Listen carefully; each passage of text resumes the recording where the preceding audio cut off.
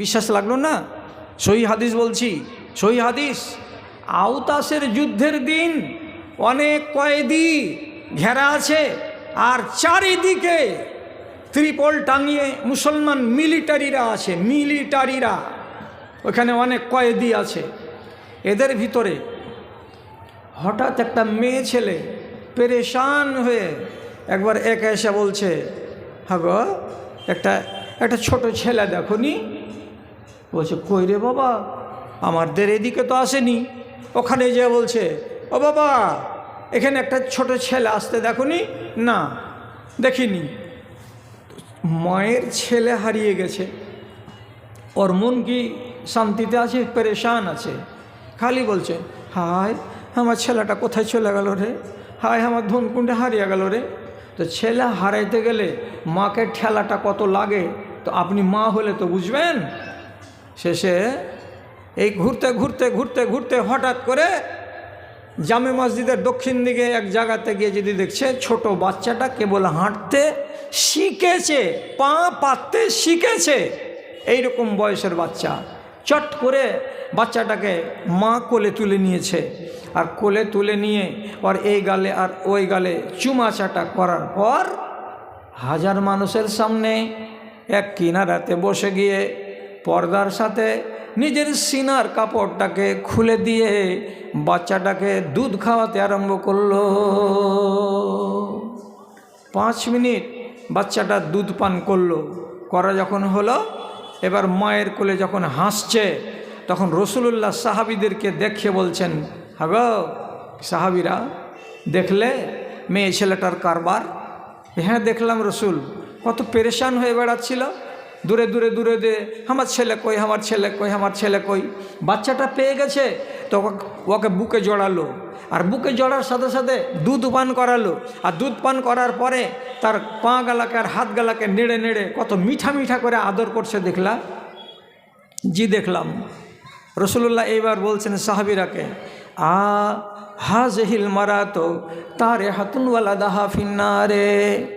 সাহাবীরা, আমি মনে মনে তোমরাকে বলছি, এটা ভাবো তো, যদি এই জায়গাতে তোমরা পুরাতন শুকনো শুকনো খেজুরের গাছগালাকে জড়ো করে আগুন লাগিয়ে দাও, দাও দাও দাও দাও করে এখানে আগুন জ্বলে, আর ওই আগুনের কাছে তোমরা গিয়ে ওই মেয়ে ছেলেটাকে বলো, ও খালা, তোমার যে বাচ্চাটা হারিয়ে গেছিল 10 মিনিট আগে, যাকে তুমি পেয়েছো, যাকে তুমি দুধ খাওয়ালে আর যার মাথাগুলোকে নেড়ে নেড়ে আদর করলে, এই বাচ্চাটাকে আমাদের হাতে দিয়ে দাও, আমরা এই জ্বলন্ত আগুনে বাচ্চাটাকে ফেলে দিব, তোমার চোখের সামনে বাচ্চাটা 10 মিনিটে পুড়ে ছাই হয়ে যাবে। যদি চাও, যদি চাও যে দাও আগুনে ফেলবো বাচ্চাটাকে, তো তোমাদের মন কি বলছে? এই মেয়ে ছেলেটা তার নিজের বাচ্চাটাকে আগুনে নিজে ফেলতে পারবে? বলছে, না না না, নিজের কলেজার টুকরাকে তার মা কোনোদিন আগুনে ফেলতে পারে? জি না, পারবে না। তখন রাসূলুল্লাহ কি বলছেন? লাল্লাহু আরহামু বিআবদিহি মিনহা। এই মেয়ে ছেলেটি তার বাচ্চাটার উপরে যত দয়াবান, এই মেয়ে ছেলেটি যেমন নিজের বাচ্চাকে আগুনে ফেলতে পারে না, ওর কলেজা ছিঁড়ে যায়, তো এই মেয়ে ছেলেটির চাইতে 99 গুণ বেশি আল্লাহ রাব্বুল আলামিন হলেন দয়াবান। তোমাকে জাহান্নামে দেওয়ার জন্য আল্লাহ রাজি নন। ও যদি একটা মায়ার মূলে বাচ্চাটাকে আগুনে দিতে না পারে, তো তাহলে যে আল্লাহ 99টির দয়া নিজের কাছে রেখেছেন, সেই আল্লাহ তোমাকে কেমন করে জাহান্নামের আগুনে দেবে? বুঝা গেল? তাহলে বুঝতে পারলাম এই কথাটা, যে আমরা অ্যাকচুয়ালি জাহান্নামের জন্য তৈরি হইনি। এবার আমি যদি আমার চরিত্র দিয়ে জাহান্নামকে কিনে নিই, তাহলে সেটা আমার দোষ, আল্লাহ রাব্বুল আলামিন তার জন্য দায়ী নয়। কেউ আছে দুনিয়াতে ধর্মকে বিক্রি করে, আর কেউ আছে দুনিয়াতে ধর্মকে কিনে বেড়াই। জি, বুঝতে পারলেন না? যদি না বুঝতে পারেন, তো কিছু কিছু মেয়ে আছে প্রত্যেকটা গ্রামে গ্রামে, যে ওর কাছে 10টা 5টা মেয়ে ছেলে যাবে, কখনো সকালে কখনো বিকালে, আর যাওয়ার পরে একটা না একটা কিছু জানতে চাইবে। তো ভাদুতে একটা মহিলা আছে, সেটাকে মুনি মাস্টারের মা, ওর কাছে শত শত নারী যায় আর জানতে যায় যে এটা করছি বুবু কেমন হলো। তাহলে এই ধর্মকে কিনতে এসেছিল। এরকম নারী আমার জানা মতো মালদহ জেলাতে কমসে কম আমি যাদের সাথে যোগাযোগ রেখেছি 30 থেকে 40টা হবে। এই মহিলাগুলো কি করে? ধর্মকে কিনতে যায়, ধর্মকে এরা বেচতে যায় না। আর একগুলো রমণী আছে এ দুনিয়াতেই যারা ধর্মকে বিক্রি করতে যায়, ধর্মকে কিনতে যায় না। কইছে কারা? ধর্মকে আবার বিক্রি করতে যায় কারা? তো আমার ভাদু গাঁয়ের মাটির উপরে কোনো রাগ আছে এ কথাটা বুঝে নিয়েন না আপনারা আমার ভাষণে। আমি বুঝাবার জন্য বলছি। কোনো এক গ্রামের কোনো মহিলাকে, 2-3 জন মহিলাকে বলা হলো রমজান মাসে সব মেয়ে ছেলে পেলে মন দিয়ে নমাজ রোজাগুলো করে, তো তোমরা রমজান মাসটাতে কমসে কম মসজিদে যে তারাবির নমাজটা পড়ো। তখন এই মহিলা বলছে আমার টোলার রশিদ মুলবি কহেছে যে ফেতনার যুগ, রাতে নামাজ পড়তে যায়ও না। কি হবে না হবে, কোন গণ্ডগোল হবে, পড়তে যাবে নমাজ, তখন হয়ে যাবে তোমার সমাজ, যাইও না ওই কামে। ওই জন্য আমরা মসজিদে যাই না নমাজ পড়তে। তাহলে এ কথাটা ইমানদারি কথা।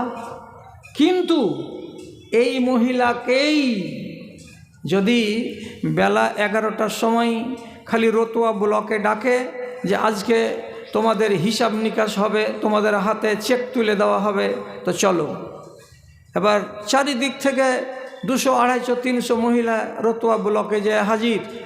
এবার হাজির হওয়ার পরে যদি চেক দেখে যে 300 টাকা করে এই মাসে কম এসেছে, একবারে কোমরকে বেঁধে নিয়ে মাথার কাপড় তো কুঁঠে গেছে, তো আল্লাহ তালা জানে, গলাকে এতখানি উঁচা করে কইছে ফাইজলামো করার জায়গা পাও না, দুনিয়ার লোক সবাই পুরা করে টাকা পাবে, আর আমরা বেটি ছেলে সেবা করছি, তার লেগে আমাদেরই ফির টাকা 300 টাকা করে কম, টাকা জলদি করে ফেলো না তো তোমাকে ঘরের ভিতরে মুতিয়া তোমরা আমরা ছাড়বো। তাহলে একটা মেয়ে ছেলে মাথার কাপড়ও ফেলে, ওর গায়ে বুরকা নাই, ওর গায়ে শালীন পোশাক নাই, আর তারপরে 1000টা মানুষের ভিড়ে ওখানে গিয়ে হুড়াহুড়ি করে তারপরে নিজের টাকা আদায় করে নিয়ে আসছে। ওকে জিজ্ঞেস করেন তখন ফেতনা হয় না? মসজিদে গেলে ফেতনা, এই জন্য তারাবিতে যাই না।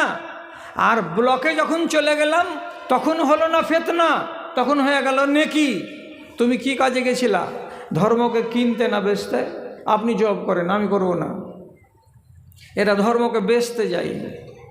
আর ধর্ম বেচা মরদ আর ধর্ম বেচা নারী একটা নেই দেশে। আমাকে যদি কেউ গুলি টুলি করে দাও তো করে দিও, 64 বছর হয়ে গেছে, আমার মরণ বলে ভয় লাগে না। বিয়ে হয়ে গেছে, একটা ছেলে কোলে আছে আর আরেকটা ছেলে পেটে নড়ছে, আর এমন বেটি ছেলে পঞ্চায়েতের প্রধানের কাছ থেকে সার্টিফিকেট লিখে নিলে কি বলে যে এই উমুকের বেটি জরিনা খাতুন এখন আনম্যারিড, বিয়ে শাদী হয়নি। এবার আদর্শ মাদ্রাসাতে গিয়ে সাদ মাস্টারের কাছে যেমনি দরখাস্ত দেওয়া, ফর্ম ফিল আপ করে দিল, বিয়ে শাদী হয়নি বলে ওই মেয়েটি ছেলেটার নামে 25,000 টাকা চলে এলো। খা, খুব জি ভরে খাগা, মরদটাকে নিয়ে খাগা, আর ছেলে যেটি হয়েছে সেটিকে নিয়ে খাগা। কি বলে নিয়েছিস টাকাটা? বিহা যদি হয়ে গেছে বলতি তো তোকে টাকা দিত না। বিহা হয়নি তাই জন্য তোমাকে টাকাটা দিয়েছে মহিলা। তুমি নিজেকে 1.5 খান ছেলের মা, বিহাদারি মেয়ে, তারপরেও বললে যে আমার বিয়ে হয়নি, সার্টিফিকেট জমা দিয়ে হারাম টাকা কিনে নিয়ে তুমি সুখ করে খেয়ে বেড়াচ্ছ। এরা কি? এরা ধর্মকে কেনা লোক না ধর্মকে বেচা লোক? বলছে জড়িয়ে যাচ্ছে এগুলাতে। আমি কেন বলতে যাব যে ধর্মকে বেচা লোক? ধর্মকে কিনেন, ধর্মকে পারলে কিনেন, ধর্মকে বিক্রি করার চেষ্টা করিয়েন না। সাহাবিদের ভেতরে এক একটা সাহাবি এমন গত হয়ে গেছে যারা ইসলামকে খুঁজতে গিয়ে 12 বছর 13 বছর সময় কাটিয়ে দিয়েছে। কোথায় পাবো দিনকে, কোথায় পাবো ইমানকে? ইমান খুঁজে বেরিয়েছে। লম্বা ওয়াজ নয়, ছোট করে শুনুন। এক সাহাবী, তার নাম সালমান ফার্সি, ওর বাড়ি ইরানে। ওর বাপ একদিন পাঠালো ওকে ওর নিজের কামাত বাড়িতে 100 কিলোমিটার দূরে। ওইখানে গেল, বেটা